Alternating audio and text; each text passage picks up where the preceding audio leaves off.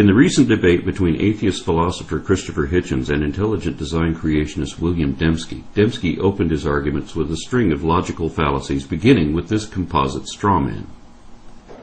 Is atheism demands a materialistic form of evolution, and there's only one going theory of it, namely Darwinism.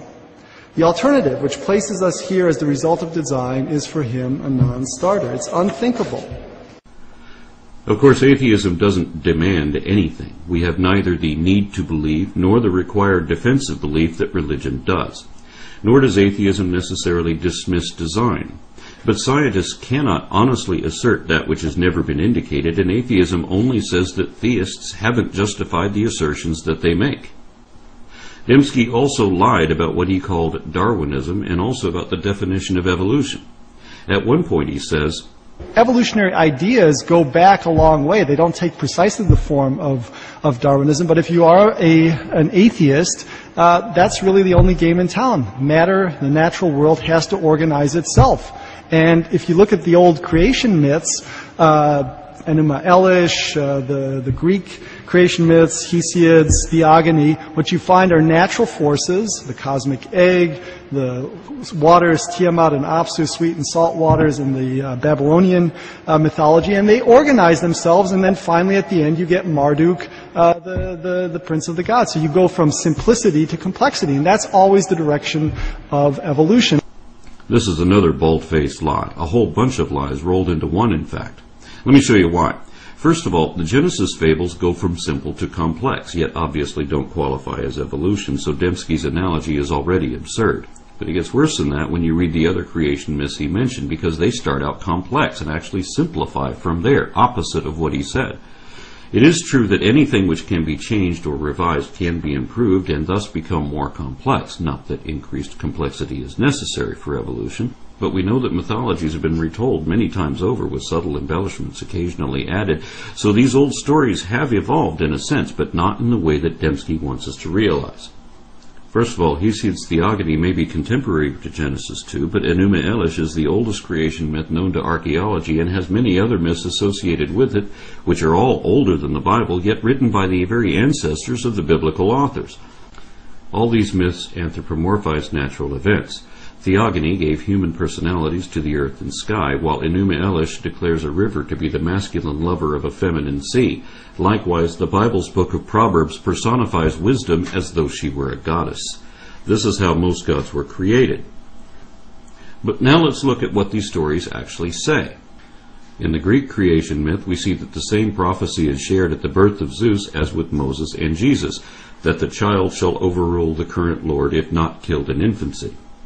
The men of the earth were also cursed by the God of gods for their discovery of forbidden knowledge. Whether it is the acquisition of fire or the release of evil from Pandora's box, there are parallels to Genesis 2. But theogony shows parallels with the New Testament too, because the god Prometheus is crucified to atone for the sin of man. Enuma Elish describes the creation in 6 generations of gods recorded on 7 tablets. The 6th divine generation included Marduk, who created man to complete their work so that future generations, beginning with the 7th, could rest. Even the method of creation is similar to Yahweh's creation of Eve in Genesis 2. The creation of the first men and women in Genesis 1 is paralleled by another pre-biblical myth, the Epic of Atrahasis, wherein clay figurines are washed in the blood of a god who was sacrificed that they might come to life. All of these evidently inspired the familiar revisions which are eventually compiled into the Bible. None of them are remotely evolutionary or materialist, and all of them are quite the opposite of everything Dembski said they were. A professor of philosophy with degrees in both theology and psychology has no excuse for an error of this magnitude, especially when... My dad was a biologist. He taught evolutionary biology. When Hitchens took the floor again, he accurately observed that Western monotheism has always been initially hostile to significant revelations of science until these became so humiliatingly obvious that even those in the business of denying reality were forced to accept them. Hitchens also turned to the void already absent of any evidence to indicate God and filled that with negative evidence, further diminishing the likelihood.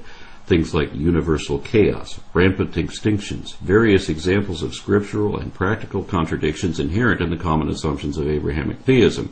But in defense of evolution, Hitchens usually cited Christian evolutionists, preemptively disproving some of Dembski's predicted allegations, although Dembski still went on to make those accusations anyway. Most importantly, Hitchens argued for the value of objective analysis, which he described as evidence against interest. He also pointed out that we are primates and all that that implies, both for evolution and against Dembski's idea of the image of God. I would have fleshed out our taxonomy a good deal further, but of course Dembski exhibits no knowledge of that subject and is required by his faith to dismiss it, which he tried to do using one of the staples of creationist misrepresentation. I think there's a fair amount of common ancestry, but I'm certainly not an advocate of universal common ancestry. I just don't think the fossil record bears that out. I think the Cambrian explosion is a perfect example where you have just you have these forms which are just there, poof, and there are no precursors. The Cambrian is the first period of the Paleozoic era. It's a span of about 50 million years wherein the earliest forms of all the current phyla appeared and many more were already extinct by the end, and it ended hundreds of millions of years ago, before there were any mammals, reptiles, amphibians, or anything else of that sort. Not even sharks, insects, or recognizable plants existed yet, but Dembski expects us to believe that Bambi and Thumper and Curious George were suddenly poofed into a world of trees and flowers and chirping birds out of nothing all at once.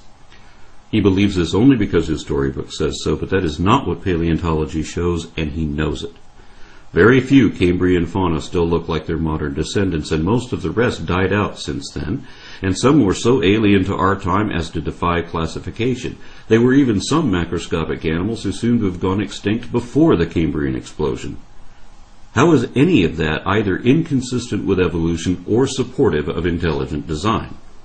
How is it that animals as complex as trilobites and brachiopods could spring forth so suddenly, completely formed without a trace of their ancestors in the underlying strata? Trilobites are the earliest members of a clade which today includes horseshoe crabs, scorpions, spiders, mites, and a handful of other horrors, none of which yet existed in the Cambrian, or they existed but were not yet fully formed.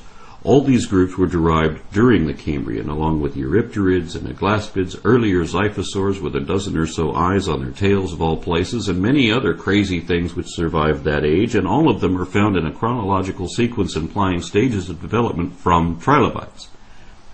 Even if we forget about all these subsequent or descendant groups, the family of trilobites alone eventually grew to include roughly 15,000 species, and those are just the ones that are still recognizable as trilobites. Yet all of them were already gone millions of years before the first dinosaurs appeared. How is that inconsistent with evolution, or indicative of a divine design? And incidentally, trilobites do have Precambrian precursors in the underlying strata. It's a not quite trilobite, not fully formed. It doesn't even have eyes yet. So Dembski is definitely lying when he tries to cite the Cambrian explosion as either a challenge to evolution or indicative of design, and he can't pretend not to know better because... I was raised in a largely secular home, a biologist father who taught evolutionary biology. Ultimately, Hitchens hit Dembski with one of my favorite questions, wherein he lists some of the other facts of evolution and cosmology, which we can actually prove to be true of our position, and challenged his opponent to do the same. What is true of your view? Of course, Dembski had no way to answer this question, so he ignored it too. He quite wrongly assumed that Hitchens' rejection of God was a result of accepting evolution.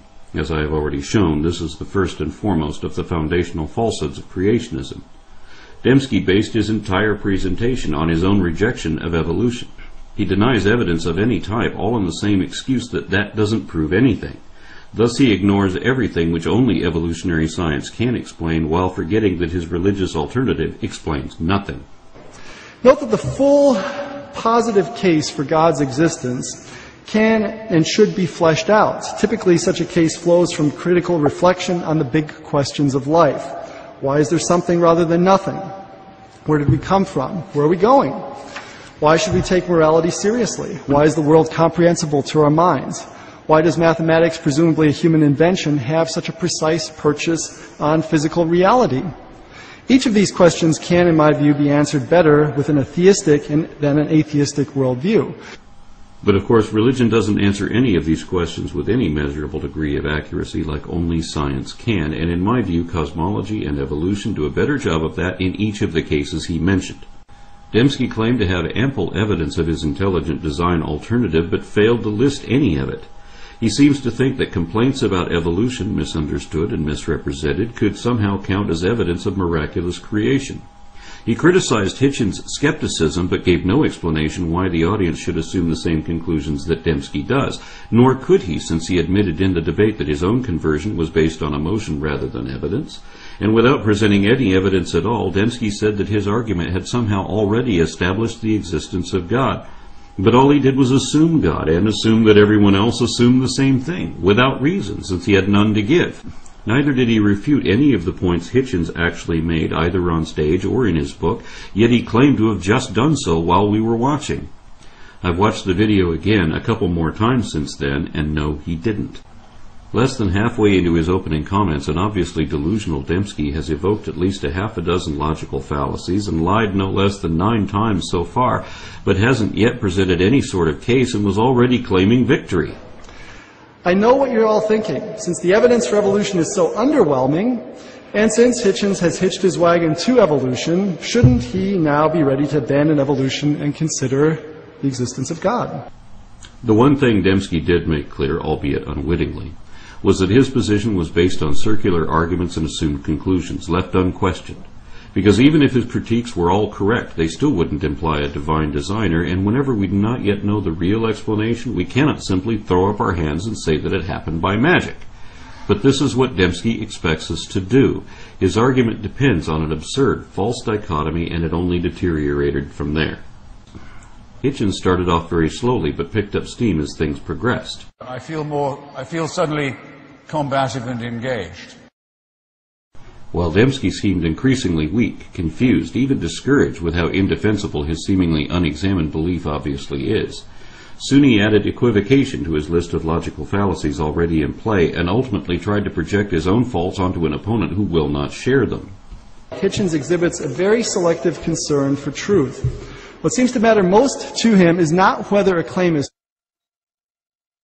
true, but whether it makes a good stick to beat religion. Change the last word of this lie, and Dembski is describing himself. In short, Dembski's comments were entirely empty, yet the audience of this church sometimes applauded him anyway, especially when he praised his sickness as though it were the cure. Dembski apologized for the evils ordered or condoned by God throughout the Bible, but failed to realize the obvious implications of that. In the end, he even lamented the fact that the Bible was written the way it was, and admitted that he only accepted the whole of his dogma as a package deal. In summary, Dembski seemed to ignore every point that Hitchens had made, and made no points of his own which Hitchens did not adequately address. Dembski wasn't prepared to debate the man, but apparently only wanted to critique his book. I mean, what poisons everything? Is it religion? I would say, get a mirror and look at it. We all poison everything. That's right, Bill. And as someone with your education should know, religion is a human construct and is thus poisoned. So you're critiquing the wrong book. This one is full of poison, and is so obvious about it that it threatens anyone who realizes that with a fate worse than death.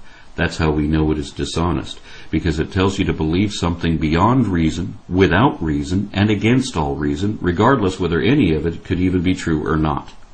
Knowing only this should be enough for you to reject religion.